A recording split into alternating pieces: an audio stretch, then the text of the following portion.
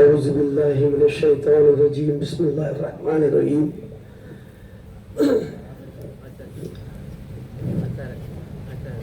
نحمده ونستعينه ونستغفره ونؤمن به ونتوكل عليه ونعوذ بالله من شرور أنفسنا ومن سيئات أعمالنا من يهده الله فلا مضل له ومن يضلله فلا هادي له ونشهد أن لا إله إلا الله وحده لا شريك له ونشهد أن سيدنا ومولانا محمدا عبده ورسوله أما بعد فقد قال الله تبارك وتعالى في شأن حبيبه الكريم إن الله وملائكته يصلون على النبي يا أيها الذين آمنوا صلوا عليه وسلموا تسليما اللهم صل على سيدنا محمد وعلى آل سيدنا محمد وبارك وسلم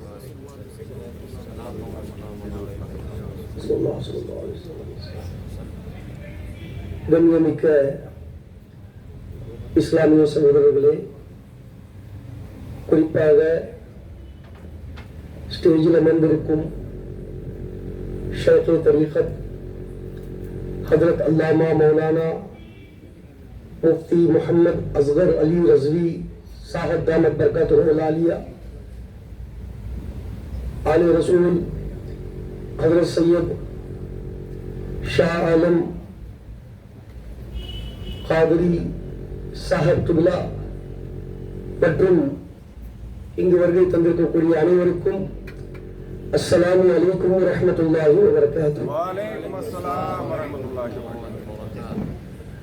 அல்லாஹ்வுடைய மிகப்பெரும் கிருபை நமக்கு மீலாது நபி ஸல்லல்லாஹு அலைஹி வஸல்லமை கொண்டாடக்கூடியவர்களில் நம்மளை அல்லாஹ் ரப்பல் இஸ்ஸத் ஆக்கினார். சகோதரர்களே, இந்த மீலாது உடைய நிகழ்ச்சிதான் நம்மளுடைய அடையாளமாக இருக்கின்றது. அஹ்லு சுன்னத் வல் ஜமாத்துடைய அடையாளம் என்று சொன்னால் இன்றைய காலகட்டத்தில் மீலாது நபி ஸல்லல்லாஹு அலைஹி வஸல்லமை யார் ஏற்றுக்கொள்கிறாரோ அவர்தான் உண்மையான அஹ்லு சுன்னத் வல் ஜமாத். யார் அதை ஏற்றுக்கொள்ளவில்லையோ அவர் தன்னை அஹ்லு சுன்னத் வல் ஜமாத் என்று கூறிக்கொண்டாலும் அவர் அஹ்லு சுன்னத் வல் ஜமாத்துடைய போர்வையில் இருக்கக்கூடிய வஹாபிய விஷக்கிருமிகள் உள்ளவர் என்பதை நாம் உணர்ந்து கொள்ள வேண்டும். சகோதரர்களே, மீலாது நபி என்பது இது ஏதோ பரேலிகள் உருவாக்கிய நிகழ்ச்சி என்பதை நம்ம நினைத்துவிடக் கூடாது. இது 100 ஆண்டு காலமாகவோ 200 வருஷமாகவோ நம்பிக் கொண்டிருக்கக்கூடிய ஒரு நிகழ்ச்சி கிடையாது. இந்த மீலாது நபியுடைய அசல் நபிகள் நாயகம் ஸல்லல்லாஹு அலைஹி வஸல்லம் அவர்களுடைய சுன்னத்திலிருந்து நிரூபணமாகின்றது. நபிகள் நாயகம் ஸல்லல்லாஹு அலைஹி வஸல்லம் அவர்கள் சஹீஹ் முஸ்லிம் ஷரீஃபில் பதிவு செய்யப்பட்ட ஹதீஸ், நபி ஸல்லல்லாஹு அலைஹி வஸல்லம் அவர்களிடத்தில் கேட்கப்பட்டது, யா ரசூலுல்லாஹ் ஸல்லல்லாஹு அலைஹி வஸல்லம், தாங்கள் திங்கட்கிழமை என்று நோன்பு நோக்கின்றீர்கள், அதற்கு என்ன காரணம் என்று கேட்கப்பட்டது. இது பாருங்க, ஒவ்வொரு நோன்புக்கும் ஒரு ரீசன் இருக்கு. நபி ஸல்லல்லாஹு அலைஹி வஸல்லம் சொன்னாங்க, திங்கட்கிழமை நான் நோன்பு வைப்பது ஏன் என்று சொன்னால் ஃபீஹி யௌம உலித்து, நான் அன்றைய தினத்தில் நான் பிறந்தேன் என்று சொல்றாங்க நபி ஸல்லல்லாஹு அலைஹி வஸல்லம். அப்ப என்ன தெரியுது, நபி ஸல்லல்லாஹு அலைஹி வஸல்லம் அவர்களே தன்னுடைய பிறந்த தினத்தை கொண்டாடி இருக்கிறார்கள். சகோதரர்களே, எல்லோரும் டேட் ஆஃப் பர்த்தை கொண்டாடுவார்கள், பிறந்த தேதியை கொண்டாடுவார்கள், பிறந்த தினத்தை கொண்டாட மாட்டார்கள். பிறந்த தினம் கொண்டாடப்படுவது என்று சொன்னால் அது நமது நாயகம் ஸல்லல்லாஹு அலைஹி வஸல்லம் அவர்களுடைய பிறந்த தினத்தை தான் மக்கள் கொண்டாடி கொண்டிருக்கிறார்கள். ஒவ்வொரு திங்கட்கிழமையும் ஒவ்வொரு திங்கட்கிழமைன்னு சொன்னா வருஷத்துல எத்தனை திங்கட்கிழமை வருது? 52 54 திங்கட்கிழமை. அப்போ நபி ஸல்லல்லாஹு அலைஹி வஸல்லம் அவர்கள் ஒவ்வொரு ஆண்டும் 54 முறைகள் தன்னுடைய பிறந்த தினத்தை கொண்டாடி இருக்கிறார்கள். அப்போ நபி ஸல்லல்லாஹு அலைஹி வஸல்லம் 54 முறை கொண்டாடி இருக்கும் போது நாங்கள் ஒரு தடவை கொண்டாடினால் அது பிதத் என்று சொன்னால் அது எப்படி ஏற்றுக்கொள்ள முடியும் என்பதை நம்ம விளங்கிக் கொள்ள வேண்டும் சகோதரர்களே. இப்ப பாருங்க, இவங்க பிறந்த தினத்தை கொண்டாடவே கூடாதுன்னு சொல்றாங்க. பிரச்சனையே அங்கதான். நம்ம என்ன சொல்றோம், நபி ஸல்லல்லாஹு அலைஹி வஸல்லம் பிறந்த தினத்தை கொண்டாடலாம், 12 ரபியுல் அவ்வலுக்கு கொண்டாடக்கூடாது அப்படின்னு சொன்னா அதுக்குண்டான ஆதாரத்தை நம்ம கொடுப்போம். இவங்க என்ன சொல்றாங்க, நபி விலாதத்துன் நபி, நபி ஸல்லல்லாஹு அலைஹி வஸல்லம் விலாதத் இந்த முறையையே நம்ம ஏற்றுக்கொள்ள மாட்டோம் அப்படின்னு சொல்றாங்க. அதுக்கு காரணம் என்ன தெரியுமா? ஏன்னா இவங்களுடைய கொள்கை நபி ஸல்லல்லாஹு அலைஹி வஸல்லம் அவர்கள் பிறக்கும் போது நபியாக இல்லை. யாருடைய கொள்கை? மீலாதை மறுக்கக்கூடியவர்களுடைய கொள்கை என்ன என்று சொன்னால், நபி ஸல்லல்லாஹு அலைஹி வஸல்லம் பிறக்கும் போது நபியாக இல்லை. நபி ஸல்லல்லாஹு அலைஹி வஸல்லம் பிறந்து 40 வருடங்கள் வரைக்கும் அவருக்கு தீன் என்ன தெரியாது, ஈமான் என்ன தெரியாது. 40 வருஷத்துக்கு பிறகுதான் அல்லாஹ் நபுவத் கொடுத்த பிறகு நபி ஸல்லல்லாஹு அலைஹி வஸல்லம் தீன் என்னன்னு சொல்லி தெரிய வந்தது அப்படின்னு சொல்லிட்டு இவங்க சொல்றாங்க. யாருடைய கொள்கை? அஹ்லுஸ் சுன்னத் வல் ஜமாஅத்திற்கு மாற்றமானவர்களுடைய கொள்கை. ஆனால் அஹ்லுஸ் சுன்னத் வல் ஜமாஅத்துடைய கொள்கை என்ன தெரியுமா?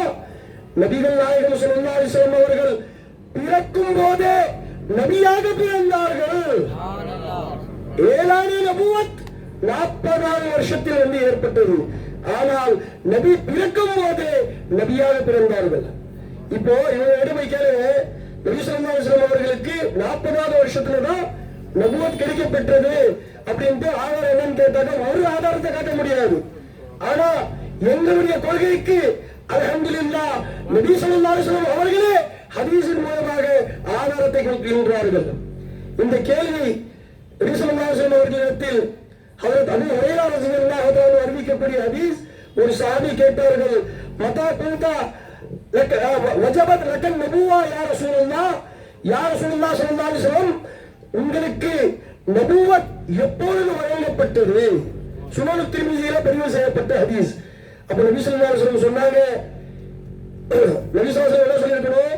இல்லங்க 40வது வருஷத்துல தான் எனக்கு வந்து நபுவத் கிடைச்சது அப்படின்னு சொல்லி இருக்கணும். நபி ஸல்லல்லாஹு அலைஹி வஸல்லம் சொல்றாங்க, அஹ்லுஸ் சுன்னத் வல் ஜமாஅத்துடைய கொள்கையை நபி ஸல்லல்லாஹு அலைஹி வஸல்லம் அவர்கள் ஹதீஸின் மூலமாக தெளிவுபடுத்துகிறார்கள். சொல்றாங்க, வல் ஆதமு பைனல் மாயி வத்தீன், ஒரு ஹதீஸ்ல வல் ஆதமு பைனல் மாயி வல் ஜஸத், அதாவது ஆதம் அலைஹிஸ்ஸலாம் அவர்கள் மண்ணுக்கும் தண்ணீருக்கும் இடையில் குறைக்கப்பட்டிருக்கும் போது அந்த நேரத்திலேயே நான் நபியாக இருந்தேன் சொல்லி சொல்றாங்க நபி ஸல்லல்லாஹு அலைஹி வஸல்லம். அப்போ அஹ்லுஸ் சுன்னத் வல் ஜமாஅத்துடைய கொள்கை ஹதீஸின் மூலமாக நிரூபணமாகின்றது. நபி அவர்கள் பிறக்கும் போது முஹம்மது பின் அப்துல்லாவாக பிறக்கவில்லை, முஹம்மது ரசூலுல்லாவாக பிறந்தார்கள். முஹம்மது ரசூலுல்லாவாக பிறந்தார்கள். ஆகையால் தான் நாங்கள் மீலாதுன் நபியை கொண்டாடுகின்றோம். இவர்களுக்கு நாள் குறிப்பிடுவது வந்து பிரச்சனை கிடையாதுங்க. அந்த நாள்ல நம்ம கொண்டாடுவது பிரச்சனை கிடையாது. ஏன்னா அப்படிப்பட்ட பல விஷயங்கள் இவங்க செஞ்சுக்கிட்டு இருக்கிறாங்க. இப்ப பாருங்க, செப்டம்பர் 23க்கு யௌமுல் வத்தனியை வந்து கொண்டாடுகிறார்கள்.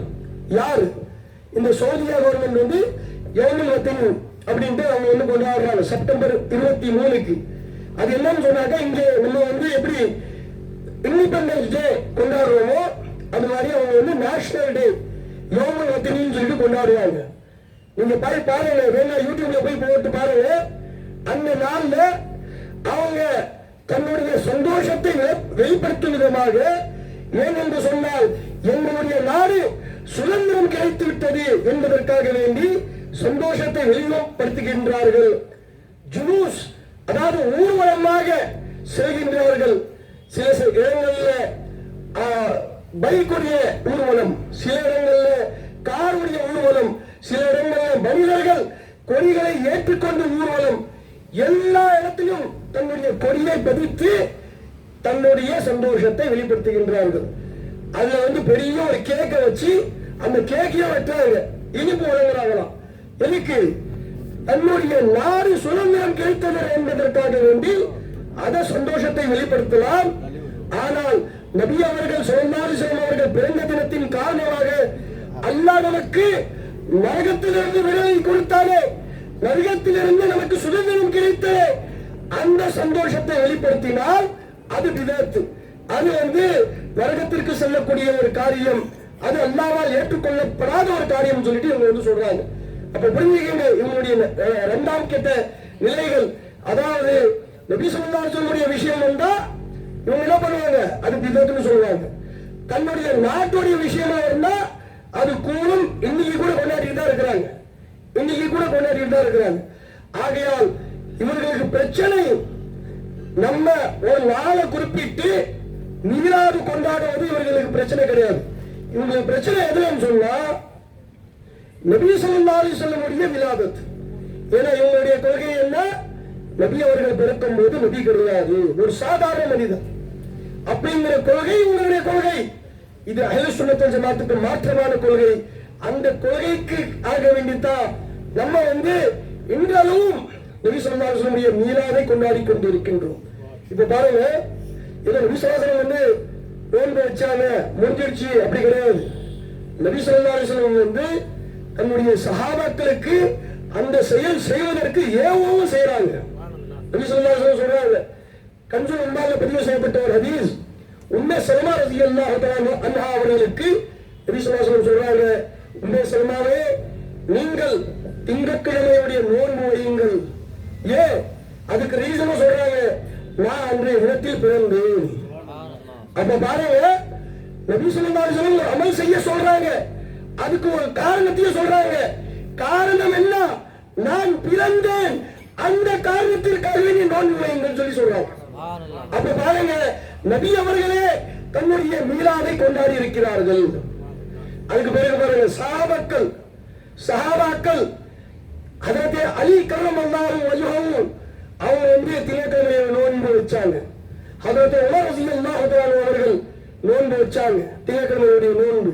ஹஜ்ரத் அபூ ஹுரைரா ரலியல்லாஹு தஆலா, ஹஜ்ரத் ஆயிஷா சித்திகா ரலியல்லாஹு தஆலா இவங்க எல்லாம் இந்த நோன்பு வைத்ததாக ஹதீஸ்ல நமக்கு வந்து கிடைக்கின்றது. 14 சஹாபாக்கள் மூலமாக ஹதீஸ் வருகின்றது. அவங்க எல்லாம் திங்கட்கிழமை நோன்பு வந்து வச்சிருக்கிறாங்க. அது மட்டும் இல்லாம தாபையின்கள், தபே தாபையின்கள் அவர்களும் இந்த நாளுடைய நோன்பு வந்து வச்சிருக்கிறாங்க. எல்லா சஹாபாக்கள் கிட்ட கேட்டாலும் நீ ஏங்க நோன்பு வைக்கிறீங்க அப்படின்னு கேட்டா அவங்க எல்லாமே என்ன சொன்னாங்க, நபி ஸல்லல்லாஹு அலைஹி வஸல்லம் இந்த தினத்தில் பிறந்தார்கள், நபி அவர்கள் பிறந்தார்கள், ஆகையால் நாங்கள் நோன்பு வைக்கின்றோம். அந்த சுன்னத்து பாருங்க, இன்றைக்கு கூட மக்கா மதீனால யாரெல்லாம் ஹஜ்ஜுக்கும் உம்ராவுக்கும் போயிருக்கிறாங்க அவங்க பார்த்திருப்பாங்க. இன்னைக்கு கூட திங்கட்கிழமையுடைய நோன்பு வைக்கும் போது அங்கே பல சுஃப்ராக்கள் வந்து விரிக்கப்படுகின்றது நோன்பு திறப்பதற்காக வேண்டி. அப்ப பாருங்க, அன்றைய தினம் நோன்பு வைக்கிறார்கள், நபியுடைய விலாதத்தை கொண்டாடுகின்றார்கள். அதன் பிறகு நோன்பு திறக்கக்கூடிய நேரத்தில் சாப்பாடும் அவர்களுக்கு உணவும் அளிக்கப்படுகின்றது. ஆகையால் ஒவ்வொரு வாரமும் நபியுடைய விலாதத்தை கொண்டாடக்கூடியவர்களாகத்தான் இருந்து கொண்டு மீலாதை மறுப்பது இது அவர்களுடைய மடமையை வெளிப்படுத்துகின்றது என்பதை நம்ம வந்து மறந்து விடக்கூடாது சகோதரர்களே. இப்ப பாருங்க, இந்த மீலாதை வைத்துத்தான் இன்றைக்கு வரைக்கும் பிரச்சனை. நபி ஸல்லல்லாஹு அலைஹி வஸல்லம் காலத்துல ஸ்டார்ட் ஆச்சு மீலாத். ஆனா ஒவ்வொரு விதமாக கொண்டாடப்பட்டது. அதன் பிறகு சஹாபாக்கள், தாபையின்கள், தபே தாபையின்களுடைய காலத்தில் மீலாதுடைய சிறப்புகளை பற்றி கிதாபுகள் எழுதப்பட்டது. அதுல பாருங்க, இன்றைக்கு ஹஜ்ரத் ஷேக் அப்துல் காதிர் ஜிலானி ரலியல்லாஹு தஆலா கௌசுல் ஆஸம் ரலியல்லாஹு தஆலா அவருடைய நினைவு நாளும் இன்னைக்கு இப்ப நம்ம வந்து கொண்டாடிட்டு இருக்கோம். அவங்க வந்து ஒரு கிதாப் எழுதுறாங்க, ஹஜ்ரத் ஷேக் அப்துல் காதிர் ஜிலானி ரலியல்லாஹு தஆலா. இவங்க என்ன பண்ணுவாங்க, இவங்க தான் முஸஃபர் என்று சொல்லக்கூடியவர் தான் முதலாக மீலாதை உருவாக்கியவர் அப்படின்னு சொல்லிட்டு இவங்க சொல்லுவாங்க. முஸஃபர் எப்போ பிறந்தாருன்னு சொன்னாக்கா 500 ஹிஜ்ரிக்கு பிறகு அவருடைய வாழ்க்கை. ஆனா ஹஜ்ரத் ஷேக் அப்துல் காதிர் ஜிலானி ரலியல்லாஹு தஆலா அவங்க பிறப்பது 470 ஹிஜ்ரி, அவங்க மறைந்தது 560 ஹிஜ்ரி. அந்த இடைப்பட்ட நேரத்தில் காலகட்டத்தில் ஹஜ்ரத் ஷேக் அப்துல் காதிர் ஜிலானி ரலியல்லாஹு தஆலா ஒரு நூல் எழுதுறாங்க, ஒரு சிறிய நூல். அந்த நூலுடைய பேர் என்ன தெரியுமா? அல் மௌலித் அல் ஜிலானி. அதாவது ஷேக் அப்துல் காதிர் ஜிலானி ரலியல்லாஹு தஆலா அவர்களே நபி ஸல்லல்லாஹு அலைஹி வஸல்லம் மீலாது சம்பந்தமாக ஒரு புத்தகத்தை எழுதியிருக்கிறார்கள். அப்ப இது என்ன தெரியுது? ஹஜ்ரத் ஷேக் அப்துல் காதிர் ஜிலானி ரலியல்லாஹு தஆலா அவர்களுடைய கொள்கையும் அஹ்லுஸ் சுன்னத் வல் ஜமாத்துடைய கொள்கையில தான் அவங்க இருந்திருக்கிறாங்க. ஆகையால் அஹ்லுஸ் சுன்னத் வல் ஜமாத் மீலாது காலங்காலமாக கொண்டாடி கொண்டு வந்திருக்கிறார்கள். சரி, மீலாதை மறுக்கக்கூடியவர்கள் இவங்க பிதத்துவாதியா, மீலாது கொண்டாடக்கூடியவர்கள் பிதத்துவாதியா அப்படின்னு பாத்தீங்கன்னாக்கா, மீலாது 1000 வருஷமாக ஆயிரக்கணக்கான வருஷங்களாக கொண்டாடப்பட்டு வருகின்றது. ஆனால் மீலாதை மறுக்கக்கூடியவர்கள் இந்த ஒரு 150 இருந்து 200 வருஷங்களாகத்தான் மீலாதை வந்து மறுக்கிறாங்க. அதுக்கு முன்னாடி மீலாதை யாரும் மறுத்ததே கிடையாது. முதல் ஃபத்வா மீலாது செய்யக்கூடாது அப்படின்ட்டு 1880 ஃபத்வா கொடுக்குறாங்க. யாரு கொடுக்குறாங்க? வஹாபிய அமைப்பாளு. இன்றைக்கு கூட நமக்கு இடையில் இருக்கக்கூடிய யோவந்து மஸ்லக்கை சார்ந்தவர்கள் ஃபத்வா கொடுக்குறாங்க. அந்த ஃபத்வாவுடைய பெயர் ஃபதாவா மீலாத் என்று சொல்லக்கூடிய ஒரு கிதாப். அந்த கிதாபில் அவங்க என்ன கொடுக்குறாங்கன்னா ஒரு ஃபத்வா கொடுக்குறாங்க, மீலாது கொண்டாடுவது கூடாது, அது கிருஷ்ண ஜெயந்தி கொண்டாடுவதற்கு சமமானதுன்னு சொல்லிட்டு ஃபத்வா கொடுக்குறாங்க.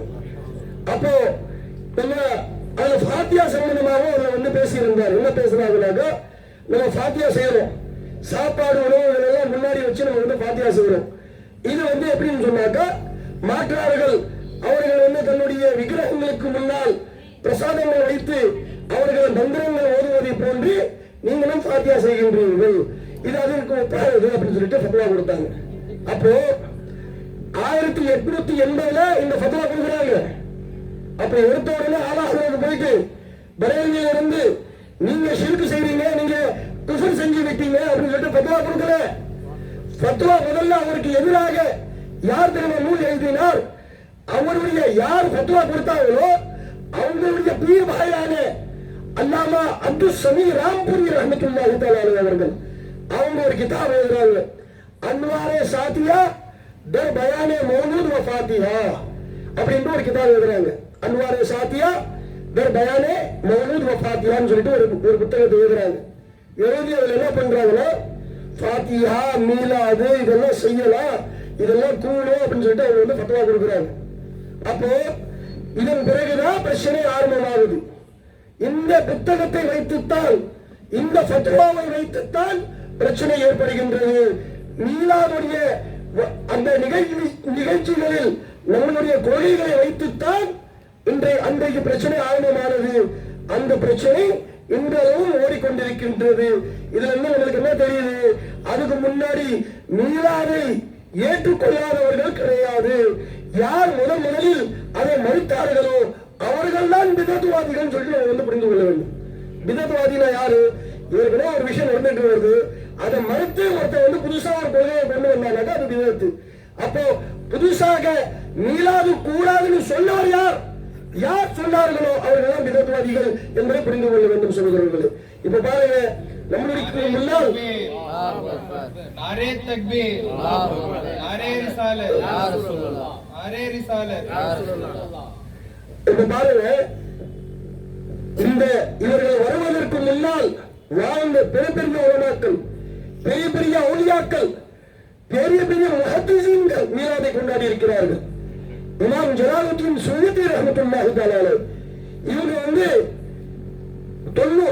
900 ஹிஜ்ரி அந்த ஹிஜ்ரியை சார்ந்தவர்கள். இமாம் இப்னு ஹஜர் அஸ்கலானி அவர்களுடைய மாணவராக இருந்தவர். இமாம் இப்னு ஹஜர் அஸ்கலானியுடைய மாணவர் இமாம் ஜலாலுத்தீன் சுயூத்தி ரஹ்மத்துல்லாஹி தஆலா. இந்த முஜத்திதீன்களுடைய பட்டியலில் அவரையும் முஜத்திதுன்னு சொல்லிட்டு சொல்லியிருக்கிறாங்க. அந்த காலத்துடைய முஜத்திதுன்னு சொல்லியிருக்கிறாங்க. அப்படிப்பட்டவங்க 4 புத்தகங்கள் மீலாது கூடும் அப்படின்னு சொல்லிட்டு கொடுத்திருக்கிறாங்க. அல் ஹாவாலில் ஃபதாவா இப்படிப்பட்ட கிதாபுகள் எல்லாம் மீலாது கூடும் சொல்லிட்டு ஃபத்வா கொடுத்திருக்கிறாங்க. யாரு? இமாம் ஜலாலுத்தீன் சுயூத்தி ரஹ்மத்துல்லாஹி தஆலா, மிகப்பெரிய ஒரு முஹத்திஸ். அவங்க எவ்வளவு பெரிய முஹத்திஸ்னு சொல்றதுக்கு ஒரு கிதாபுடைய பேரை சொல்ற போது அவங்க அவங்க ஜாமியுல் கபீர் ஜாமியுல் சகீர் அப்படின்னு சொல்லிட்டு ஒரு கிதாப் எழுதுறாங்க. அந்த ஜாமியுல் கபீர்ல அவங்க ஆய்வுகள் இருக்கும் போது வரைக்கும் 50,000க்கு மேற்பட்ட ஹதீஸ்கள் அதில் பதிவு செய்யப்பட்டிருக்கின்றது. 50,000 ஹதீஸ்களுக்கு மேற்பட்டு. இன்னும் அவங்க உயிரோட இருந்திருந்தா 1,00,000 ஹதீஸ் வரைக்கும் சேர்த்திருப்பாங்க. அதுதான் அவங்களுடைய டார்கெட்டா இருந்தது. 1,00,000 ஹதீஸை அதுல சேர்க்கணும் அப்படின்னு சொல்லிட்டு. அப்படிப்பட்ட ஒரு முஹத்தீஸ் மீலாது கூடும் சொல்றாங்க. ஏன் இந்த வஹாபிகளுடைய குருவாக இருக்கக்கூடிய இப்னு தைமியா என்று சொல்லக்கூடியவர், அவரும் அவருடைய காலத்தில் மீலாது கொண்டாடுவது கூடும் சொல்லிட்டு பத்தவா கொடுத்திருக்கிறாங்க. அவர் என்ன சொல்றாரு, மீலாது கொண்டாடுறது அது விதத்து தான். ஆனா இந்த மீலாது எதுக்கு கொண்டாடுறாங்கன்னு சொன்னா, இது நபி ஸல்லல்லாஹு அலைஹி வஸல்லம் முஹப்பத்தின் காரணமாக கொண்டாடுறாங்க. அப்போ முஹப்பத்தின் காரணமாக கொண்டாடக்கூடிய அந்த செயல் அல்லாஹ்விடத்தில் கண்டிப்பாக அதற்கு நற்கூலி இருக்கின்றதுன்னு சொல்லிட்டு அவர் பத்வா கொடுக்கிறார். யாரு? இப்னு தைமியா. முஹப்பத்தின் காரணமாக இது செய்வதால் கண்டிப்பாக அல்லாஹ்விடத்தில் நற்கூலி உண்டு அப்படின்ட்டு சொல்றார். இமாம் இதுல நம்மளுடைய பல இமாம்கள் மீலாது கூடும் அப்படின்னு சொல்லிட்டு பத்வா கொடுத்திருக்கிறாங்க. இது அதே போன்று ஆலா ஹஜ்ரத் அவர்களும் தன்னுடைய காலகட்டத்தில் மீலாது கூடும் சொல்லிட்டு பத்வா கொடுத்தாங்க.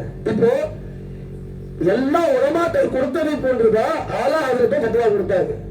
அப்ப நாங்க விதத்துவாதிகள் கிடையாது. பலேவிகள் யார் இல்ல, விதத்துவாதிகள் கிடையாது. யார் விதத்துவாதிகள்? யார் இந்த உலமாக்களுடைய செயல்களுக்கு மாற்றமாக இது கூடாதுன்னு சொல்றாங்களோ அவங்க விதத்துவாதிகள். இப்ப புரிஞ்சுச்சீங்களா? மீலாதுடைய விஷயம்தான் அசலான விஷயம், அதுதான் பிரச்சனைக்குரிய விஷயம்.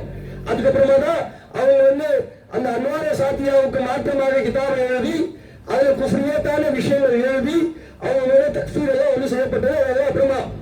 ஆனா முதல் பிரச்சனையே மீலாதுடைய விஷயம் தான். இப்ப இன்னைக்கு கூட பாருங்க, மீலாதுடைய விஷயத்தை வச்சுதான் பிரச்சனை. இப்போ நம்முடைய சென்னையில காசியுடைய பிரச்சனை வந்துட்டு இருக்கு. காசி நம்முடைய மர்ஹூம் முஃப்தி ஸலாஹுத்தீன் அய்யூபி ரஹ்மத்துல்லாஹி தஆலா அவங்க இருக்கும் வரைக்கும் அஹ்லு சுன்னத் வல் ஜமாஅத்துக்கு ஒரு அரணாக அவங்க இருந்தாங்க.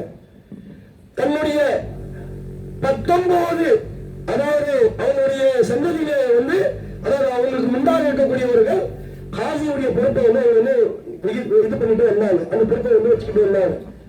200 வருஷமாக காசியாக குடும்பம் அது. அந்த குடும்பத்துல இன்றைக்கு என்ன பண்ணாங்க, அங்கிருந்து அந்த பொறுப்பை எடுத்து வெளியூருக்கு கொடுத்திருக்கிறாங்க. அந்த பொறுப்பை வெளியூருக்கு கொடுத்திருக்கிறாங்க. இப்ப நம்ம என்ன செய்யறோம்? காதி தானே மாத்திருக்கிறாங்க, காதி யாரா இருந்தா நமக்கு என்னன்னு சொல்லிட்டு நம்ம இருந்துகிட்டு இருக்கோம். ஆனா காசி என்பது நம்முடைய சமுதாயத்துடைய தலைவராக இருக்கக்கூடியவர் என்பதை நம்ம மறந்துவிடக்கூடாது. நமக்கு ஒரு பிரச்சனை என்று சொன்னால் அந்த பிரச்சனைக்கு தீர்வு காசியாக தான் இருப்பார் என்பதை நம்ம மறந்துவிடக்கூடாது சொல்லுவார்கள். இப்ப பாருங்க, ஒரு பிரச்சனை நடக்குது, மீலாது கொண்டாடலாமா கொண்டாடக்கூடாதான்னு சொல்லி ஒரு பிரச்சனை வருது. அது போலீஸ் ஸ்டேஷனுக்கு போகணும்னு வச்சுங்க, போலீஸ்காரங்க கேட்பா உங்க காசி என்ன சொல்லணும்னு சொல்லி கேட்பான். அப்போ காசி இது கூடும் சொன்னா அதுக்கு அதை அவர் என்ன பண்ணுவார், அக்செப்ட் பண்ணிடுவார். இல்ல கூடாதுன்னு சொல்லிட்டா நம்ம கொண்டாடவே கொடுக்க மாட்டாங்க. இன்னைக்கு நம்ம மீலாது கொண்டாடுறோம், இன்னைக்கு நம்ம ஷேக் அப்துல் காதர் ஜிலானி ரலியல்லாஹு அன்ஹுவுடைய நினைவை கொண்டாடுறோம். இதெல்லாம் தொடர வேண்டும் என்று சொன்னால் அஹ்லு சுன்னத் வல் ஜமாஅத்துடைய காசி இருக்க வேண்டும் என்பதை நம்ம வரைந்து விடக்கூடாது சொல்கிறார்கள். இப்ப பாருங்க, இப்ப ஒரு பிரச்சனை நடந்தது. காசி சாப் இருக்கும்போது நம்ம மௌன தர்கா பக்கத்தில் இருக்கக்கூடிய ஒரு பள்ளி, அந்த பள்ளியில இருந்த ஒரு இமாம் அவர் என்ன பண்ணாரு, ஆலா ஹஜ்ரத் பரேலவி ரஹ்மத்துல்லாஹி தஆலா அவர்களை பற்றி ஒரு விஷயத்தை சொன்னார். ஆலா ஹஜ்ரத் அவர்கள் அதாவது ஆங்கிலேயருடைய ஏஜென்டாக இருந்தார்கள் அப்படின்னு சொல்லிட்டு சொன்னாங்க. அப்ப நாங்க என்ன பண்ணுவோம்னாக்க, நீ சொல்றியப்பா அதுக்குள்ள ஆதாரத்தை காட்டுன்னு சொல்லி கேட்டோம். ஆதாரத்தை கொடுக்க முடியல, பிரச்சனைகள் ஏற்பட்டுச்சு. பிரச்சனைகள் ஏற்பட்டு 2 தரப்புலயும் கேஸ் புக் செய்யப்பட்டது. எந்த அளவுக்கு சொன்னா கமிஷனர் ஆபீஸ் வரைக்கும் அந்த இது போயிடுச்சு. அப்ப கமிஷனர் என்ன பண்ணாருனாக்கா, நான் காசி சாப் கிட்ட கேட்பேன், அவர் யாருன்னு நம்மளுக்கு தெரியாது, காசி சாப் சொல்றதை வச்சு நம்ம தீர்ப்பு போடுவோம்னு சொல்லிட்டு காசி சாப்க்கு போன் பண்ணி அவர் வந்து கேட்டார். அப்ப நம்ம ஹஜ்ரத் மாலிக் ரப்பானி ஹஜ்ரத்லாம் வந்து அந்த டைம்ல வந்து இருந்தாங்க. அந்த பிரச்சனை நடக்கும்போது போனோம் ஹாஜி சாப் கிட்ட போயிட்டு ஹாஜி சாப் கிட்ட இந்த விஷயத்த சொன்னோம். இல்லை எனக்கும் ஃபோன் வந்தது கமிஷனர் ஆபீஸ்ல இருந்து அப்படின்ட்டு சொன்னாங்க. சொல்லிட்டு ஹாஜி சாப் அவங்க 4 பக்கத்தில் ஃபத்வா, அதாவது ஒரு தன்னுடைய கருத்தை வந்து எழுதி அனுப்புறாங்க. அதுல அவங்க என்ன சொன்னாங்க, ஆலா ஹஜ்ரத் அவர்கள் சாதாரண ஒரு ஆலிம் கிடையாது. அவரை இந்த நாட்டில் கோடிக்கணக்கானவர்கள் பின்பற்றுகின்றார்கள் அப்படின்னு சொன்னாங்க. கோடிக்கணக்கானவர்கள் அவர்களுடைய முரீதுகளாக இருக்கின்றார்கள், அவரை பின்பற்றக்கூடியவர்களாக இருக்கின்றார்கள். அவர் வந்து ஒரு இறைநேசர், அவரை பற்றி இப்படி கூறியிருப்பது இது தவறான செய்தின்னு சொல்லிட்டு அவங்க வந்து சொன்னாங்க. அப்ப பாருங்க, அது கேட்ட உடனே கேஸ் என்ன பண்ணாங்க, அது வந்து நமக்கு சாதகமாக வந்து தீர்ப்பு வந்து கொடுத்தாங்க. அதே மாதிரி நம்ம அஹ்லுஸ் சுன்னத் ஜமாத்துடைய கொள்கை பாங்கிற்கு முன்னால் செலவாத்து சொல்லுவது. ஒவ்வொரு பாங்கு சொல்றதுக்கு முன்னாடியும் செலவாத்தை சொல்லிட்டு நம்ம வந்து பாங்கு வந்து ஆரம்பிப்போம். இது அஹ்லுஸ் சுன்னத் ஜமாத்துடைய கொள்கை. இது காலகாலமா நடந்துட்டு வரக்கூடிய ஒரு செயல். ஒவ்வொரு பள்ளியிலும் எல்லா சுன்னத் ஜமாத்துடைய பள்ளியிலும் நடக்கக்கூடிய ஒரு செயல். அந்த அமலை இவர்கள் என்ன பண்ணுவாங்க, வந்த உடனே இது பிதத்து, இது கூடாது, இது நபிசுடைய காலத்துல கிடையாது அப்படின்றத என்ன சொல்லுவாங்க. சொல்லி இவங்க என்ன பண்ணாங்க, பிரச்சனை பண்ணாங்க. 2 இடத்துல பிரச்சனை வந்தது. ஒண்ணு வந்து பெரம்பூர்ல அங்க ஒரு பள்ளியில, அதே மாதிரி ஒரு புளியாத்தோ பள்ளி வாசல்ல வந்து இது மாதிரி ஒரு பிரச்சனை நடந்து போலீஸ் ஸ்டேஷன் வரைக்கும் போயிடுச்சு. போகும்போது போலீஸ்காரர் வந்து காஜி சாப் கிட்ட கேட்டார், நீங்க என்ன சொல்றீங்கன்னு சொல்லிட்டு. காஜி சாஹிப் அவர்கள் ஃபத்வா கொடுத்தாங்க, பாங்கிற்கு முன்னால் ஸலவாத்து சொல்லுவது நன்மை தரக்கூடிய காரியம் சொல்லிட்டு ஃபத்வா கொடுத்தாங்க. இப்ப பாருங்க, இன்றைய காஜி நமக்காக வேண்டி எந்த காஜியை போட்டிருக்கிறாங்களோ அவர் இந்த விஷயத்துக்கெல்லாம் வந்து அவர் வந்து ஃபத்வா கொடுப்பாரா? நிச்சயமா கொடுக்க மாட்டார். நிச்சயமா கொடுக்க மாட்டார் சொல்லுவார்களே.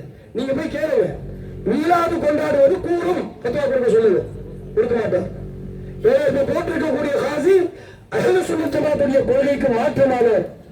அவர் வந்து மீலாதை ஏற்றுக்கொள்ளாதவர், மீலாதுடைய நிகழ்ச்சிகளில் கண்டிப்பாக கலந்து கொள்ளாதவர், ஊர்ஸ் போன்ற நிகழ்ச்சிகளில் கலந்து கூடாது என்று சொல்லக்கூடியவர். அப்படிப்பட்ட ஒரு காசியை அஹ்லுஸ் சுன்னத் ஜமாத்திற்காக வேண்டி போட்டிருப்பது இது பெரும்பான்மையான முஸ்லிம்களுடைய உள்ளத்தை காயப்படுத்தக்கூடிய ஒரு செயலாக இருக்கின்றது. இந்த நேரத்தில் நாங்கள் கவர்மெண்டிற்கு, அரசுக்கு நம்ம வந்து ஒரு கோரிக்கை வைக்கிறோம். என்ன கோரிக்கைன்னு சொன்னாக்கா, இந்த விஷயத்தில் மறுபரிசீலனை செய்து காசியை அஹ்லுஸ் சுன்னத் ஜமாத்துடைய கொள்கையுடைய காசியை நியமிக்க வேண்டும் என்பதை நம்ம வந்து இந்த கூட்டத்தின் வாயிலாக நாங்கள் கேட்டுக்கொள்கின்றோம். நீங்களும் உங்களுக்கு அதாவது இந்த கவர்மெண்டிற்கு வந்து நெருக்கமாக இருக்கக்கூடியவர்களிடத்தில் பேசி அஹ்லுஸ் சுன்னத் ஜமாத்திற்கு யார் அதிகமாக அந்த கொள்கையுடையவராக இருக்கிறாரோ அந்த காசியை நியமிக்க வேண்டும் என்று சொல்லி நம்ம எடுத்து சொல்லணும். கவர்மெண்ட்டுக்கு தெரியாது, கவர்மெண்ட்டுக்கு என்ன விஷயம் தெரியாது. அதனால அவங்களை எடுத்து சொல்லக்கூடிய கடமையை நம்ம வந்து இருந்து கொண்டு இருக்கிறோம். இது பண்ணது யார் தெரியுமா? அவர் வந்து காசி சாஹிபுடைய மருமகனார் அக்பர் சாஹிபை தான் வந்து நியமிக்கிறதா இருந்தது. ஒரு போஸ்ட் போடப்பட்டது. அந்த போஸ்ட்ல ஒரு, அதாவது தமுமுகவுடைய தலைவராக இருக்கக்கூடிய ஜவாஹிருல்லா, பேராசிரியர் ஜவாஹிருல்லா அவர்கள் வந்து அந்த போஸ்ட் போடுறாரு. அதுல அவர் என்ன சொல்றாருன்னா, இவரைதான் காசியா நியமிக்க இருந்தாங்க. ஆனா நானும் நவாஸ் எம்பி அவர்களும் போயிட்டு நம்ம என்ன பண்ணோம், அது போடுறதை நிறுத்தி நாங்க வந்து இப்ப இருக்கக்கூடிய ஒரு காசி, இப்ப புதுசா போட்டிருக்கிறாங்க இல்லையா காசி, அந்த காசியை நியமிக்க சொன்னோம். அல்ஹம்துலில்லாஹ் பரம்பரை காசி உடைய முறை முடிவுக்கு வந்தது அப்படின்னு சொல்லிட்டு போட்டிருக்கிறார். அப்ப பாருங்க, நம்ம கேட்கிறோம், நம்ம அஹ்லுஸ் சுன்னத் ஜமாத் நமக்கு காசி யார் வேணும்னு சொல்லிட்டு நாங்க தான் முடிவு பண்ணுவோம். நாங்க தான் முடிவு பண்றோம். காசியையே ஏற்றுக்கொள்ளாத ஒருவர் காசியுடைய நியமனத்தை வந்து செய்யலாமா? அவர் வந்து ஃபிக்ஹுடைய சட்டத்தையே ஏற்றுக்கொள்ளாதவர். யாரு? ஜவாஹிருல்லா அவருடைய கொள்கை என்ன? இந்த மذஹபுகளை ஏற்றுக்கொள்ளக்கூடாது அப்படிங்கிறத சொல்லக்கூடிய ஒரு கொள்கையில் இருக்கக்கூடியவர். அப்படிப்பட்டவர் அவர் வந்து எப்படி மதமுடைய விஷயத்துல தலையிடலாம்? இப்ப நம்ம போயிட்டு அவருடைய விஷயத்துல, இல்லப்பா உங்களுடைய கட்சியில அவரை செக்ரட்டரியா போடாது, அவரை நீக்கிட்டு இவரை செக்ரட்டரியா போடு, இல்ல ஜவாஹிருல்லாவை நீக்கிட்டு அவங்க சொன்ன ஏற்றுக்கொள்வாமா? ஏற்றுக்கொள்வாங்களா? என்ன சொல்லுவாங்க? நீ எப்படிப்பா எங்க கட்சியில வந்து நீங்க வந்து நீ முடிவு செய்யலாம் அப்படின்னு கேட்பாங்களா இல்லையா? அதே கேள்வியை தான் நாமே கேட்கிறோம். அதே கேள்வியை தான் நாமே கேட்கிறோம். அஹ்லுஸ் சுன்னத் வல் ஜமாஅத்துடைய விஷயம் இது. காதி யாராக இருக்க வேண்டும் என்பது நாமே தீர்மானிக்கக்கூடிய ஒரு விஷயம். நீ என்னுடைய தலைவர் கிடையாது. நான் உங்களை வந்து தலைவராக ஏற்றுக்கொள்ளவில்லை. அப்படி இருக்கும்போது நீ எப்படி என்னுடைய விஷயத்துல தலையிட்டு காசி இவர் தான் வருவார்னு சொல்லி நீ எப்படி முடிவு செய்யலாம்? பெரும்பான்மையானவர்கள் அஹ்லுஸ் சுன்னத் வல் ஜமாஅத்தினர்கள் இந்த அளவுக்கும் அல்ஹம்துலில்லாஹ் தமிழ்நாட்டு முழுக்க பெரும்பான்மையானவர்கள் 100 பேர் முஸ்லீமா இருக்கிறான்னு சொன்னா அதுல 80% அஹ்லுஸ் சுன்னத் வல் ஜமாஅத்தை சார்ந்தவர்கள். இவங்க வந்து கூட்டம் காட்டி ஆர்ப்பாட்டங்கள் போராட்டங்கள் சொல்லி கூட்டத்தை காட்டுவாங்க. எங்களுடைய கூட்டங்களை பார்க்கணும்னு சொன்னா அஹ்லுஸ் சுன்னத் வல் ஜமாஅத்துடைய கூட்டத்தை பார்க்கணும்னு சொன்னா தர்காக்களுடைய உருசுல போய் பாருங்க. தர்காக்களுடைய உருசுல போய் பாருங்க. அஹ்லுஸ் சுன்னத் வல் ஜமாஅத்துடைய கூட்டம் எந்த அளவிற்கு இருக்கின்றது என்பது வந்து உங்களுக்கு வந்து தெரிய வரும். இவர் வந்து காசு செலவு பண்ணி ஆயிரக்கணக்காக செலவு பண்ணி செய்யக்கூடிய கூட்டங்களுக்கு வரக்கூடிய கூட்டம் நம்மளுடைய முகல்லால் இருக்கக்கூடிய ஒரு வலியல்லாவுடைய உருசில் அத்தனை பேர் வந்து கலந்து கொள்வாங்க. அப்போ அஹ்லுஸ் சுன்னத் வல் ஜமாஅத்தினர்கள் பெரும்பான்மையாக இருக்கிறார்கள் என்பதை நம்ம மறந்துவிடக்கூடாது. நம்மளுடைய இந்த உரிமையை நாம் விட்டு வைக்கவும் கூடாது. நம்ம கேட்கிறோம், ஒவ்வொருத்தருடைய சுன்னத் ஜமாஅத்துடைய ஒவ்வொரு உள்ளங்களிலும் இந்த ஃபிக்ர் இருக்க வேண்டும். எப்படி நம்ம வந்து இந்த காசியை மாற்றி அஹ்லுஸ் சுன்னத் வல் ஜமாஅத்துடைய காசியை கொண்டு வருவது அப்படிங்கிற அந்த ஃபிக்ரோட நம்ம வந்து செயல்பட வேண்டும். ஏன் என்று சொன்னால் இன்று நாங்கள் விட்டுவிட்டால் வரக்கூடிய காலங்களில் ஃபாத்திஹா மீலாத் என்கின்ற விஷயங்கள் எல்லாம் தடைப்படுவதற்கு இவர்கள் வந்து முயற்சி செய்வார்கள். ஆகவே அந்த முயற்சிக்கு நாங்கள் இடம் கொடுக்காமல் இன்ஷா அல்லாஹ் இந்த விஷயத்திற்காக நம்ம வந்து போராட வேண்டிய ஒரு கடமையில் இருக்கின்றோம் என்பதை தெரிவித்துக் கொண்டு இன்ஷா அல்லாஹ் அல்லாஹ் ரப்பல் இஸ்ஸத் நம்ம என்ன முயற்சி பண்ணாலும் அது கயாமத்து நாள் வரைக்கும் நபி ஸல்லல்லாஹு அலைஹி வஸல்லம் மீலாத் நடைபெற்று கேட்டுக்கொண்டுதான் இருக்கும். அதனால்தான் ஆளுநர் சொன்னாங்க, ஹஷ்ர் தக் डालेंगे पैदाइश मौला की धूम, हश्र तक डालेंगे पैदाइश मौला की धूम, मिस्ल फारिस नज्द के खिले गिराते जाएंगे. ஆகையா சகோதரர்களே, இன்ஷா அல்லாஹ் வாய்ப்பு தந்த நல்லுள்ளங்களுக்கு நன்றி தெரிவித்து என்னுடைய உரையை முடித்துக் கொள்கின்றேன். இன்ஷா அல்லாஹ் நாங்கள் வருகை தந்திருப்பது நம்முடைய சிறப்பு விருந்தினராக இருக்கக்கூடிய பீர தரீகத் ஷைഖே தரீகத் ஹஜ்ரத் அல்லாமா மௌலானா முஃப்தி मोहम्मद अजहर अली रज़वी साहब खलीफा हुजूर मुफ्ती आज़म हिंद மகனாக இருக்கக்கூடிய முஃப்தி ஆஸம் அவங்களுடைய கலீஃபாவாக இருக்கக்கூடியவர்கள் அவர்களுடைய சிறப்பு பயானை கேட்பதற்காக என்றுதான் நாம் அனைவரும் கூடியிருக்கின்றோம். இன்ஷா அல்லாஹ் அவர்கள் இன்னும் தெளிவாக உங்களுக்கு வந்து விளக்குவார்கள் என்று கூறிக்கொண்டு என்னுடைய உரையை முடித்துக் கொள்கின்றேன். அஸ்ஸலாமு அலைக்கும் வரஹ்மத்துல்லாஹி வபரகாத்துஹு.